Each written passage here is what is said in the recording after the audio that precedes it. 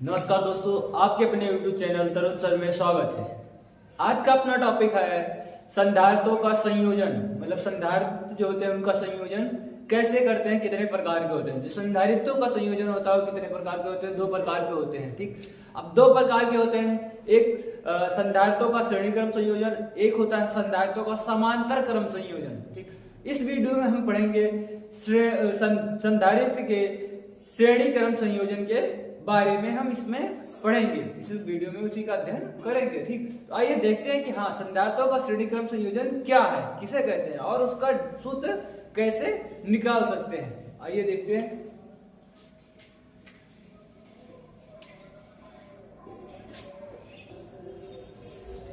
यह है हमारा टॉपिक है संधारित्रों का श्रेणी क्रम संयोजन। श्रेणी क्रम संयोजन में क्या होता है? आवेश कैसा होता है? समान। आवेश का मान इसमें क्या होता है?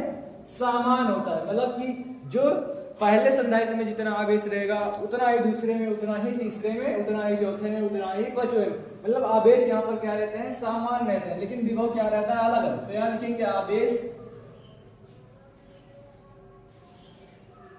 का मान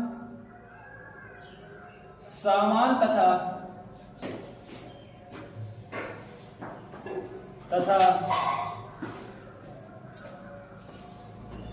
विभव का मान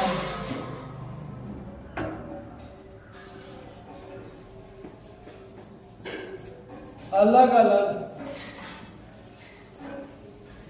होता है। जैसे देखो कहा गया है कि हाँ, आवेश का मान कैसा होता है? समान होता है, परंतु विभव का मान क्या होता है? अलग अलग होता है। मतलब विभव का मान पहले में कुछ दूसरा रहेगा। जैसे ये हमारे पास क्या है? 3 संधारित्र। ठीक, क्या है हमारे पास?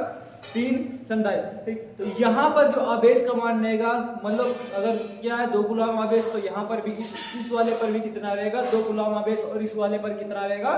2 कूलम आवेश यहाँ पर उपस्थित रहेंगे। लेकिन जब हम विभव का देखेंगे, विभव का मान अलग अलग होता है। मतलब अगर यहाँ विभव V1 है तो यहाँ कुछ दूसरा, अगर यहाँ 1 वोल्ट है तो यहाँ पर 10 वोल्ट हो सकता है, यहाँ पर 5 वोल्ट हो सकता है। मतलब अलग अलग रहेंगे। ऐसा नहीं कि हाँ ज्यादा ही रहेगा, कम भी हो सकता है, ज्यादा भी हो सकता है। मतलब विभव का मान समान नहीं रहेगा।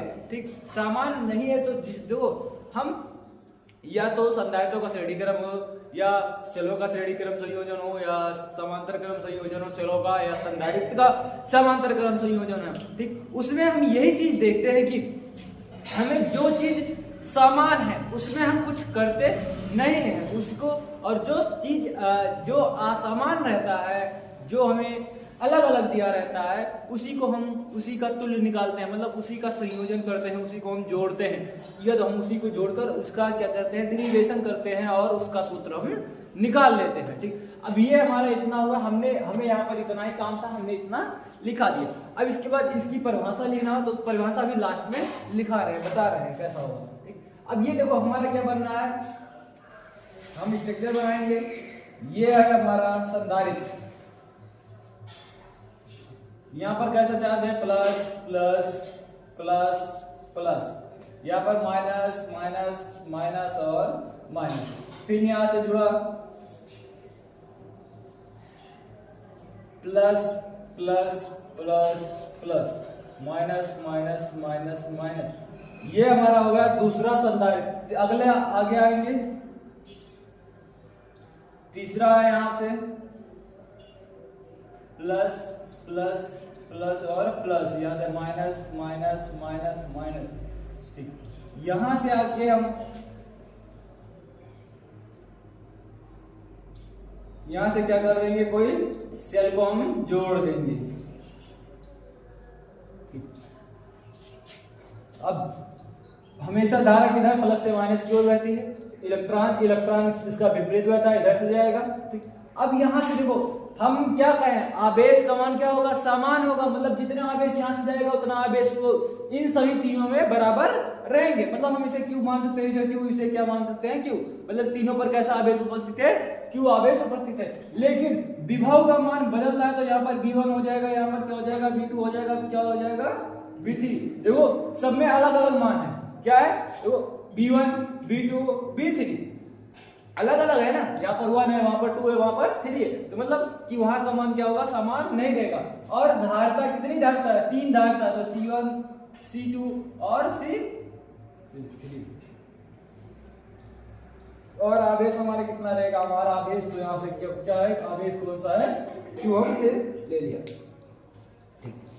अब यहां से देखो हमें दिया है B1 की वैल्यू कितनी दी है। देखो हमने अभी यही कहा है कि जो चीज बदलता है उसे ही हम उसी का संयोजन करते हैं, मतलब उसी को हम जोड़ते हैं, और उसी को जोड़ने पर ही हमें क्या मिलता है, सूत्र उसका प्राप्त होता है। हम इसका डेरिवेशन करते हैं, इसी का सूत्र हम यहाँ से निकाल लेंगे। ठीक, अब इसी का सूत्र हमें निकालना है। ठीक, तो यहां से देखो लिखा है, देखेंगे प्रथम संधारित्र के लिए, प्रथम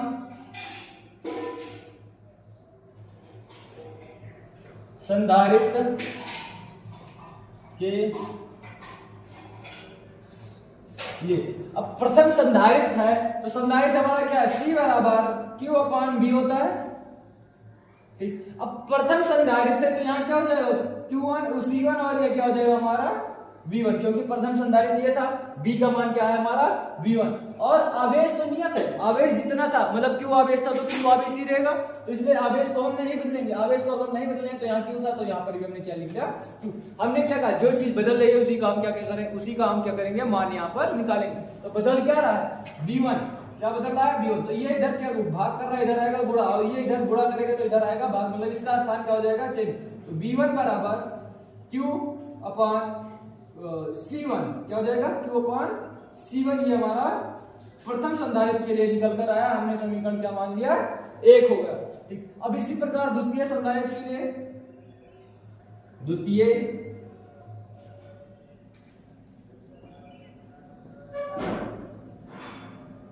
संधारित्र के लिए, अब द्वितीय संधारित्र देखो यहाँ पर क्या है, B1, तो यहाँ पर हम क्या कर देंगे, जिस प्रकार ये लिखा उसी प्रकार हम इसे भी लिख देंगे। यहाँ B1 था तो हम द्वितीय, यहाँ पर कौन सा संधारित्र, द्वितीय, द्वितीय के लिए क्या है, C2 बराबर Q/C2। ये हमारा हो चुका है समीकरण सेकंड, क्योंकि यहाँ पर कौन सा संधारित्र है, द्वितीय संधारित्र हमारा है। अब इसी प्रकार तृतीय संधारित्र के लिए, तृतीय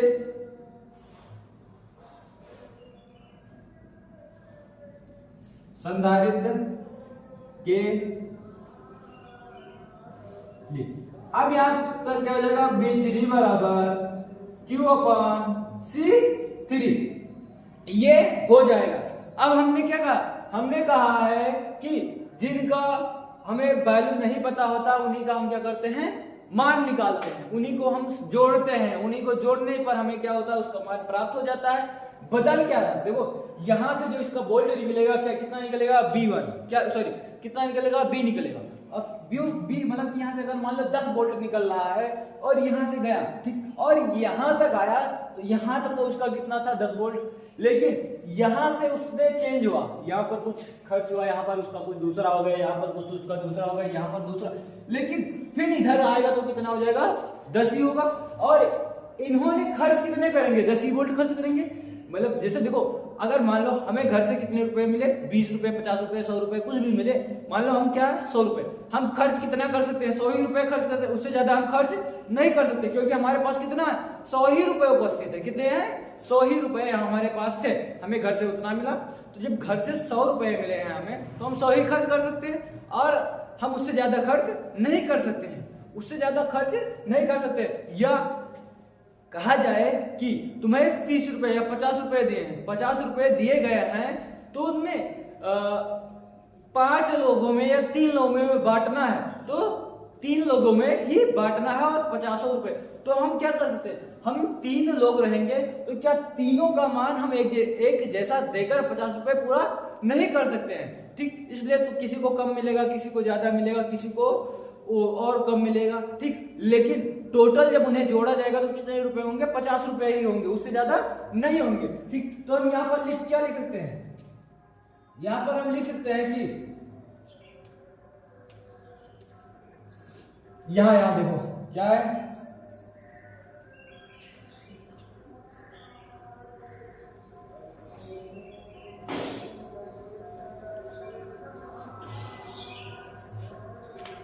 क्या होगा, सभी संधारित्रों के का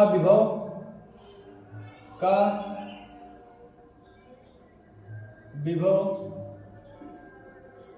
उसके योग, यहां से यहां लिखा जा रहा है के बराबर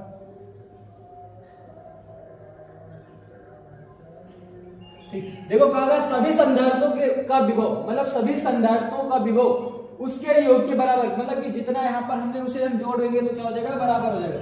तो यहाँ से देखो हम क्या माने, हमने विभव यहाँ से क्या निकला, विभव बी ही था हमारा, क्या था बी। तो जब बी बराबर किसके होगा, इसे सभी संधारित्र, मतलब एक संधारित्र, दो संधारित्र, तीन, तो बराबर B1 प्लस क्या हो जाएगा B2 प्लस क्या हो जाएगा B3, यही तो हो जाएगा। अब इन दोनों को जोड़ेंगे तो क्या फिर हमारा किसके बराबर हो जाएगा, B, क्योंकि हमें घर से कितने रुपए मिले थे, 50 रुपए मिले थे।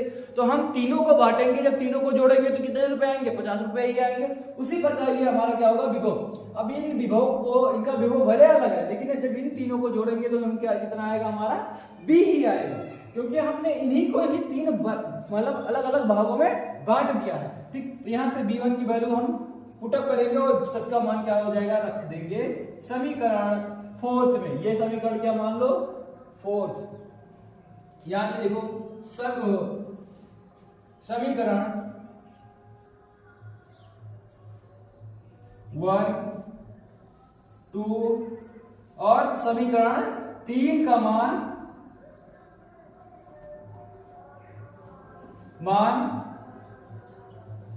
समीकरण 4 में रखने पर, ठीक।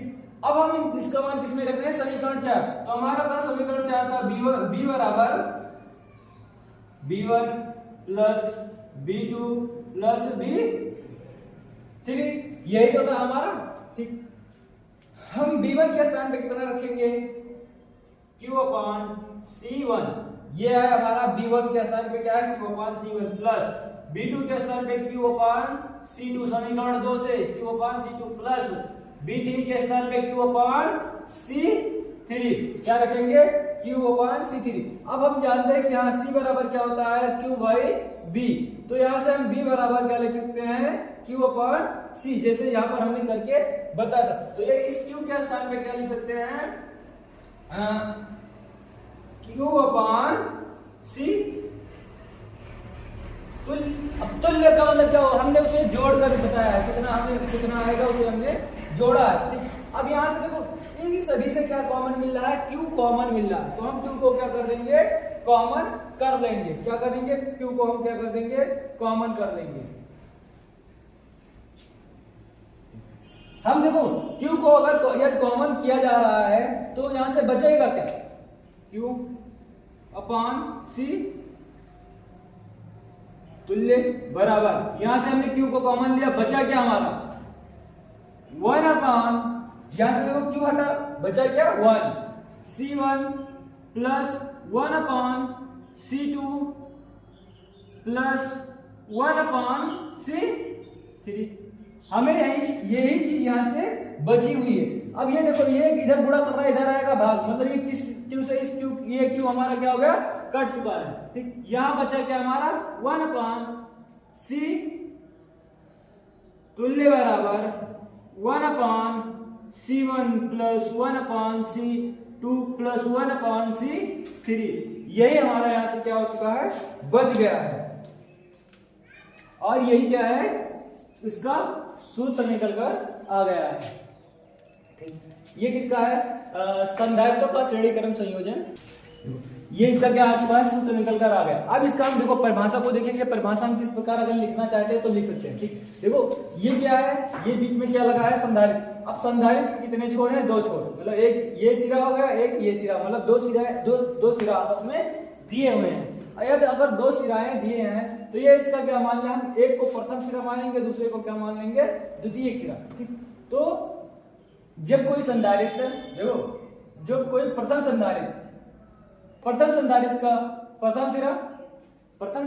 का प्रथम सिरा किसी अन्य संधारित्र के द्वितीय सिरा तथा प्रथम संधारित्र का दूसरा सिरा किसी द्वितीय संधारित्र के प्रथम सिरे से तथा द्वितीय संधारित्र का द्वितीय सिरा किसी तीसरे संधारित्र के प्रथम प्लेट से इस प्रकार संयोजित होता है, तो इस प्रकार के संयोजन को हम क्या कहते हैं? संधारित्रों का श्रेणी क्रम संयोजन कहते हैं। मिलते हैं अगली वीडियो में। जय हिंद, जय भारत।